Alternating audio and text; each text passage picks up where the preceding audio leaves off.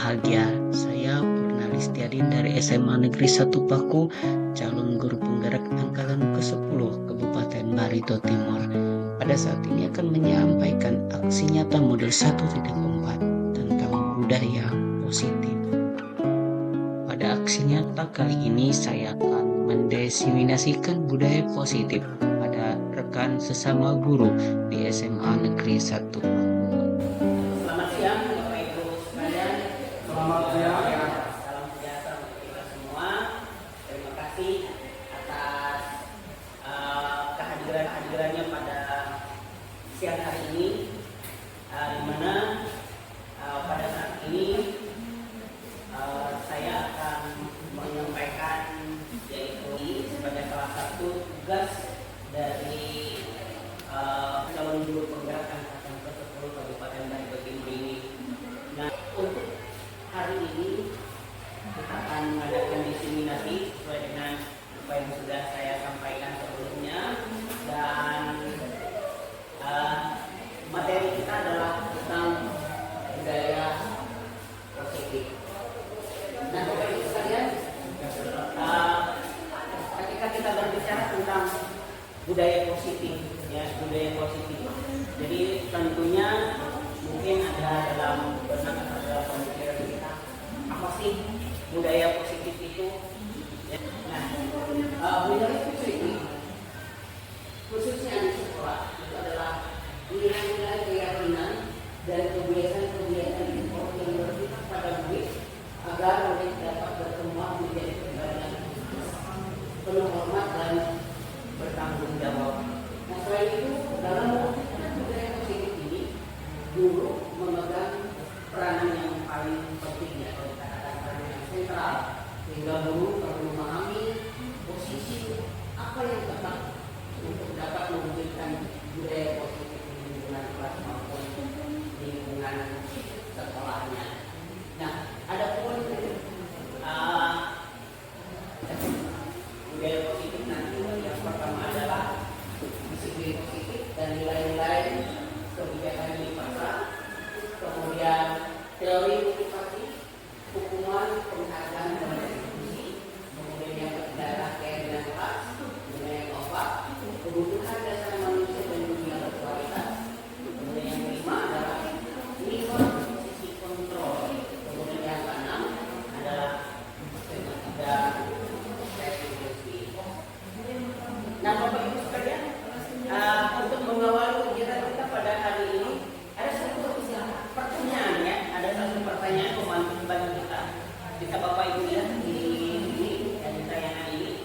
Jadi pertanyaan pembantu setuju atau tidak setuju, ya, setuju atau tidak setuju. Yang pertama, bahwa hukuman dapat mendisiplinkan anak. Kemudian yang kedua, pemberian hukuman dengan hal positif seperti membaca atau membersihkan halaman sekolah dapat meningkatkan disiplin anak. Kemudian yang ketiga, memberi penghargaan dapat meningkatkan kualitas belajar mereka. Setuju. Ya, bagaimana Bapak Ibu? Setuju. Ada yang setuju, ada yang tidak setuju? Setuju. Baik Bapak Ibu, kita lihat penjelasan dari masing-masing nanti, ya. Saya tidak mau mengatakan bahwa itu benar atau tidak, ya, kita lihat, ya, kita lihat bersama-sama bahwa disiplin dan nilai-nilai kebijakan universal, ya. Nah, yang pertama, perubahan paradigma, ya, perubahan paradigma, ya, secara pribadi Anda dan teman Anda. Nah, kegiatan yang dilakukan adalah sobeklah tidak kertas, kemudian tuliskan benda atau sesuatu yang sangat berharga untuk Anda. Kemudian letakkan di salah satu tangan Anda dan benda murah dan dasar saja, ya. Kemudian satu tersebut dengan segala daya itu di apa, ya, diancam dan sebagainya, bisa tetap, ya. Terima kasih bahwa saya tetap, ya, pada prinsipnya tidak mau memberikan sesuatu yang berharga itu. Nah, apa artinya itu, Bapak Ibu? Ya, apa artinya? Itu artinya, ya, segala sesuatu kita yang menentukan diri sendiri, ya. Apapun usaha orang lain untuk kemudian ilusi bahwa membuat menguatkan kata. Kemudian filosofi yang ketiga, bahwa semua penguatan positif dan bermanfaat. Kemudian yang terakhir adalah ilusi bahwa orang dewasa memiliki hak untuk yang selama ini mungkin yang kita terapkan, yang kita terapkan. Sementara sebandingkan dengan teori kontrol atau pilihan yang sekarang ya. Jadi siapa sesungguhnya yang memiliki kontrol, ya, yang memiliki kontrol. Macamnya tadi ya, si A dan si B ya kekeh tidak membuka tangannya, dia tidak membuka tangannya. Akhirnya kontrol tadi. Siapa sesungguhnya yang memiliki kontrol? Tidak ada teori stimulus respon. Ini mengatakan bahwa kita mencoba mengubah orang agar bermain dengan dengan tidak. Ya, kalau dia stimulus respon. Nah kemudian selanjutnya perilaku dilihat sebagai suatu kesalahan. Kadang-kadang kita mengatakan bahwa semua perilaku yang timbul ya atau yang tidak baik itu bukan satu kesalahan. Tapi kita perlu mengkajinya dulu ya. Jadi sebenarnya, nah sehingga itu dikatakan semua mempunyai tujuan ya, mempunyai tujuan. Kemudian orang tujuan. Jadi perilaku dulu yang selama ini ya perilaku pilihan sebagai satu kesalahan, ya sebagai satu kesalahan. Tetapi sebenarnya semua perilaku mempunyai tujuan ya. Karena nanti kita akan melihat bagaimana mengapa seseorang bisa melakukan sesuatu ya, ada satu tindakan. Kemudian apakah makna disiplin ya, disiplin. Jadi semua apa yang kita bicarakan itu tentu sesuatu. Di sini adalah nilai-nilai kebajikan universal ya, nilai-nilai kebajikan. Jadi nilai-nilai kebajikan itu merupakan sifat-sifat positif manusia yang merupakan nilai yang ingin dicapai oleh setiap individu. Jadi nilai-nilai tersebut bersifat kembali lagi di setiap perilaku perbuatan untuk memiliki suatu tujuan. Ini yang dikatakan oleh Dr. William Sartre pada teori kontrolnya. Jadi dengan mengaitkan nilai-nilai kebajikan yang diyakini seseorang, maka motivasi intrinsisnya ya akan terbangun sehingga menggerakkan motivasi dan jarak untuk dapat mencapai tujuan yang diinginkan. Kemudian nilai-nilai kebajikan yang ingin dicapai oleh setiap anak Indonesia kita kenal dengan profil pelajar Pancasila dan penghargaan restitusi. Nah kita mulai dari motivasi perilaku manusia. Jadi karakter sebelumnya setiap tindakan itu mempunyai tujuan yang berikutnya. Setiap tindakan yang dilakukan oleh seseorang itu mempunyai motivasi. Nah untuk motivasi yang saja yang adalah yang pertama untuk menghindari ketidaknyamanan atau hukuman sehingga apa yang akan terjadi apabila saya melakukannya bertahan hidup ya. Jadi ini atas perhatian Bapak Ibu sekalian saya ucapkan terima kasih. Dan selanjutnya adalah pembuatan keyakinan kelas. Ya, selamat pagi semua. Terima kasih ya pada hari ini sesuai dengan apa yang sudah saya sampaikan sesuai bahwa hari ini kita akan menyusun sebuah keyakinan kelas ya. Apa kalian sudah pernah menyusun keyakinan kelas? Nah, berarti ini adalah pengalaman pertama kalian ya. Baik, kita lihat ya apa itu keyakinan kelas ya. Mengapa kita harus membentuk keyakinan kelas ya. Jadi kalau dulu kalian mungkin mengenal ada yang namanya tata tertib kelas ya, ada peraturan kelas ya. Tapi sekarang kita mengenal ada keyakinan kelas. Nah, mengapa keyakinan kelas bukan peraturan kelas ya? Nah, sekarang yang namanya keyakinan kelas ya, keyakinan kelas itu adalah dibentuk bersama-sama dengan siswa ya, bersama-sama dengan murid. Nah tujuannya apa? Keyakinan kelas ini adalah berisikan nilai-nilai keyakinan universal, ya, artinya dimanapun kalian berada nanti itu tetap berlaku, ya. Nah untuk pembentukan keyakinan kelas ini itu dimulai dari yang bersifat abstrak, kemudian berupa pernyataan yang universal yang saya katakan tadi itu berlaku, ya, berlaku umum dimanapun berada, kemudian dibuat dalam pernyataan yang positif, ya, pernyataan yang baik yang bisa kita laksanakan dan arti bersama. Kemudian sedikit saja akan mudah diingat, ya, mudah diingat. Ya, misalnya tadi kalau kita misalnya menginginkan sekolah kita seperti apa, misalnya, atau kelas kita seperti apa, misalnya, ya, kita menginginkan sekolah kita sesuai dengan kondisi kelas dan sekolah, ya, harus sesuai dengan kondisi kelas dan sekolah sehingga mudah diterapkan. Kita jangan terlalu muluk-muluk nantinya dalam menyusun keyakinan kelas ini, tapi itu harus warga sekolah atau warga kelas itu dilibatkan dalam penyusunannya. Nah ini saya katakan tadi, ya, kalau peraturan atau tata tertib biasanya kalian sudah menerima yang sudah jadi, ya, tapi kalau keyakinan ini itu harus kalian sendiri yang terlibat. Nah ini mengandung atau nilai-nilai keyakinan yang universal tadi, ya, sehingga untuk mendukung timbulnya motivasi dari dalam diri kita, ya, motivasi ini dikatakan motivasi intrinsik, ya, motivasi intrinsik. Nah untuk mendukung motivasi dari dalam diri kita untuk mengikuti kegiatan pembelajaran dengan baik. Jadi itu intinya. Dan itu lebih menggerakkan seorang dibandingkan dengan mengikuti serangkaian peraturan-peraturan yang ada. Nah itu, ya, itu kenapa tadi itu keyakinan bukan peraturan. Nah ini contohnya, ya, contohnya. Jadi sebagai contoh kalau ini tadi ada kesepakatan kelas, ya, kesepakatan kelas.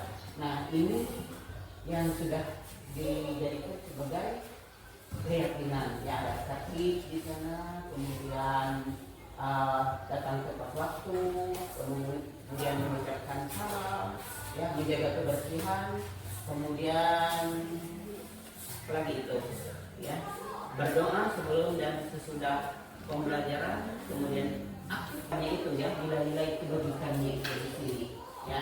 Nah contoh misalnya selalu kembalikan buku ke tempatnya. Nah nilainya apa sih? Ya. Kemudian dilarang mengganggu orang lain.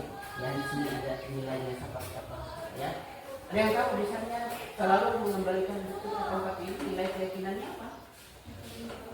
Bertanggung jawab, ya. Mengganggu orang lain itu berarti kita menghormati orang lain. Kemudian hadir di sekolah 15 menit sebelum pembelajaran dimulai, berarti menghormati orang lain juga berkomitmen, ya, dari dalam diri kita berjanji kepada diri kita sendiri untuk tidak terlambat. Nah itu maksudnya, dan yang lain-lainnya, ya, misalnya ini tadi, ya, jangan berlari di kelas atau di koridor, itu adalah untuk menjaga keselamatan, ya, keselamatan. Nah selanjutnya, ya, kelas, ya. Nah Bapak akan bagikan kertas ini, ya, nanti kalian akan menuliskan keyakinan kelas, ya, keyakinan kelas, kemudian nanti ditempelkan di karton di sini, ya, sudah Bapak siapkan kartonnya dan silakan kalian menulisnya, ini, ya, tulisnya di sebelah sini, itu nanti ada lemnya, ya, silakan itu. Nanti kalau sudah akan ditempelkan di sini.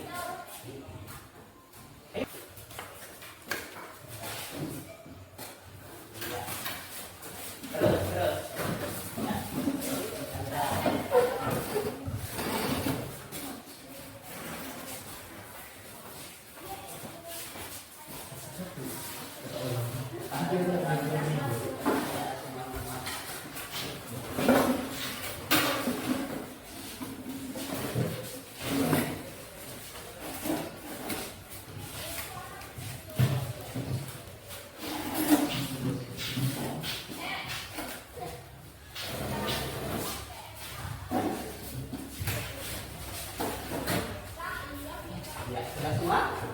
Ya baik. Bapak akan lihat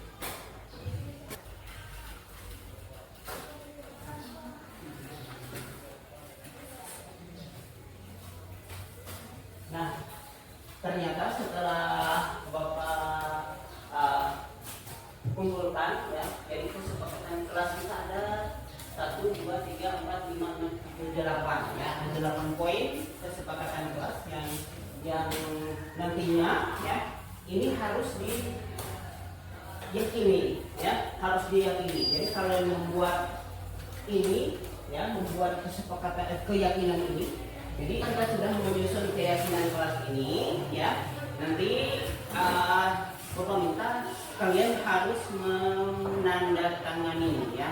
Menandatangani artinya karena ini merupakan keyakinan kita yang sudah kita susun dan kita harus komitmen untuk melaksanakannya ya.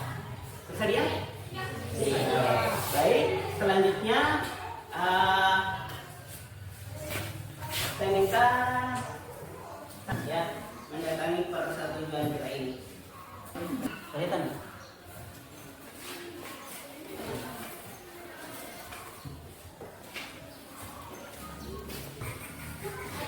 Lanjut.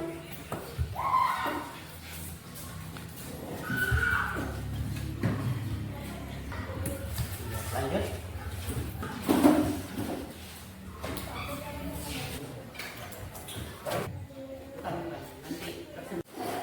Halo, perkenalkan nama saya Afrika Wijayanti dari kelas 10 IPA 1.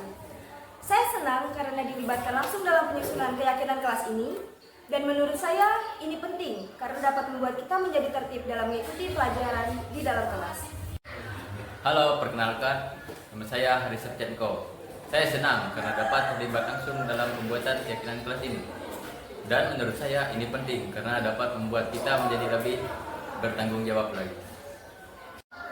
Halo, perkenalkan nama saya Cap Syanailin, saya dari kelas 10 IPA 1. Saya merasa senang karena dapat berpartisipasi dalam penyusunan keyakinan kelas. Menurut saya, ini penting karena dapat membuat lingkungan belajar yang nyaman.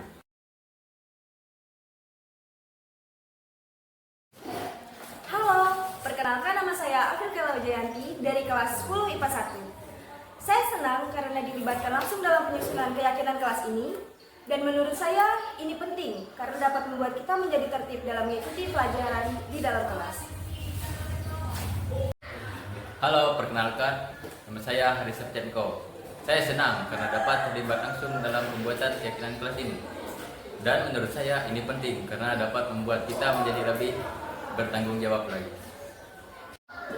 Halo, perkenalkan nama saya Cap Syanailin, saya dari kelas 10 IPA 1. Saya merasa senang karena dapat berpartisipasi dalam penyusunan keyakinan kelas. Menurut saya, ini penting karena dapat membuat lingkungan belajar yang nyaman. Pelaksanaan diseminasi dilaksanakan pada hari Senin 10 Juni tahun 2024 yang diikuti oleh 13 orang guru. Sementara pelaksanaan pembuatan keyakinan kelas pada hari Selasa 11 Juni tahun 2024. Semua murid terlihat antusias pada saat pembuatan keyakinan kelas tersebut. Perasaan saya setelah melakukan aksi nyata ini, saya bersemangat dalam melakukan perubahan ke arah yang lebih baik, terutama dalam menerapkan konsep-konsep inti budaya positif. Adapun rencana perbaikan untuk implementasi ke depan adalah saya selalu melakukan evaluasi secara berkala, kemudian terus meningkatkan kolaborasi dan koordinasi dengan semua pihak yang ada di lingkungan sekolah, berusaha untuk meminimalisir kekurangan yang ada, meningkatkan pengetahuan terkait budaya positif, dan berusaha menganalisis kebermanfaatan hasil diseminasi tersebut terhadap murid maupun warga sekolah. Demikianlah aksi nyata model 1.4 tentang budaya positif. Salam dan bahagia.